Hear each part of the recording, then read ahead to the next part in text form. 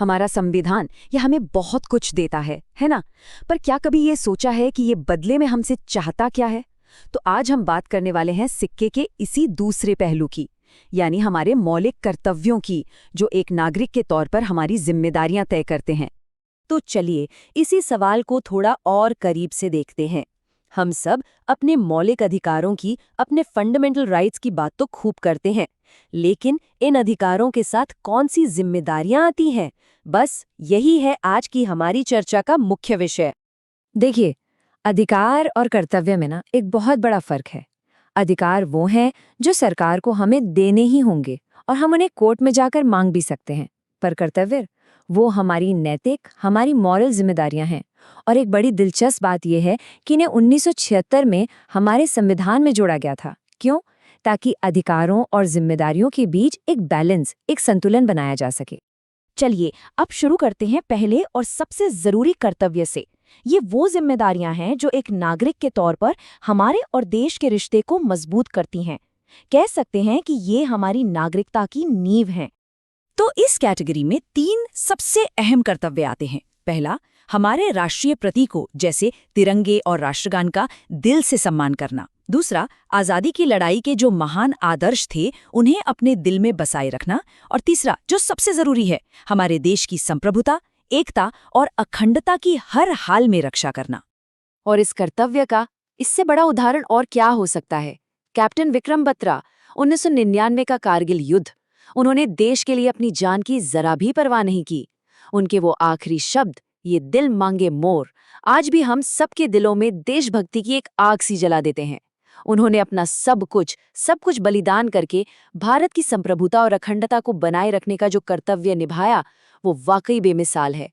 तो जब हम ये 3 शब्द सुनते हैं, संप्रभुता, एकता और अखंडता, तो इनका सीधा सा मतलब है कि भारत एक आज़ाद, एक और मजबूत देश है जिसकी सीमाओं को कोई छू नहीं सकता।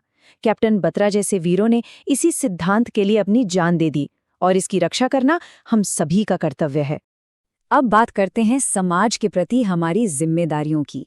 ये वो कर्तव्य हैं जो हमें एक दूसरे के साथ प्यार से, सम्मान से रहने और अपनी साझी विरासत को सहेज कर रखने के लिए प्रेरित करते हैं। निशा शर्मा की कहानी सचमुच हमें प्रेरणा देती है। सोचिए, अपनी शादी के दिन जब उनसे दहेज मांगा गया तो उन्होंने चुप रहने के बजाय हिम्मत दिखाई और पुलिस को फोन कर दिया।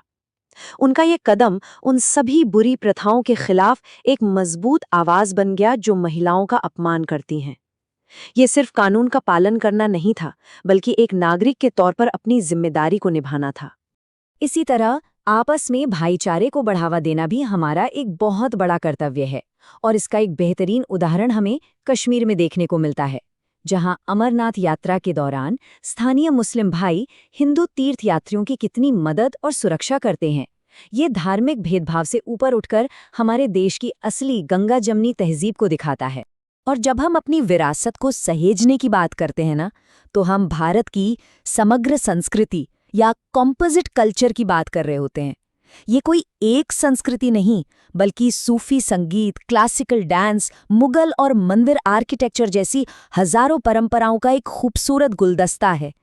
इस विविधता का सम्मान करना और इसे सहेजना, यही हमारा मौलिक कर्तव्य है।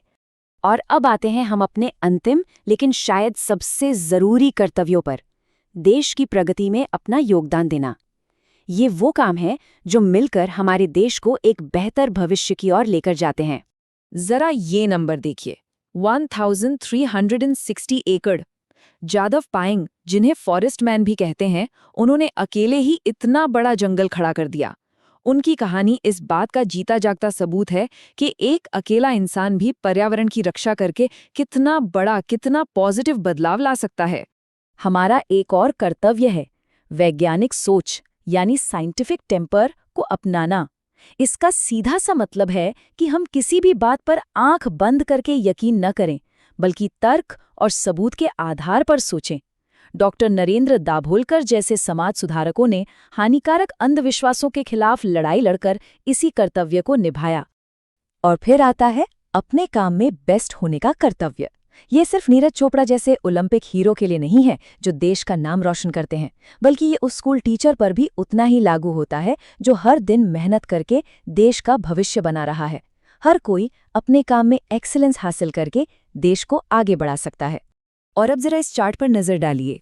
ये दिखाता है कि जब कर्तव्य और अधिकार दोनों एक साथ मिल जाते हैं ना, तो क्या कमाल हो सकता है। हमारा 11वां कर्तव्य हर माता पिता को अपने बच्चों को स्कूल भेजने की जिम्मेदारी देता है। और जब इसी जिम्मेदारी को शिक्षा के अधिकार यानी राइट टू एजुकेशन कानून से जोड़ा गया, तो नतीजा क्या हुआ? स्कूलों में बच्चों का दाखिला 96% से भी ऊपर चला गया।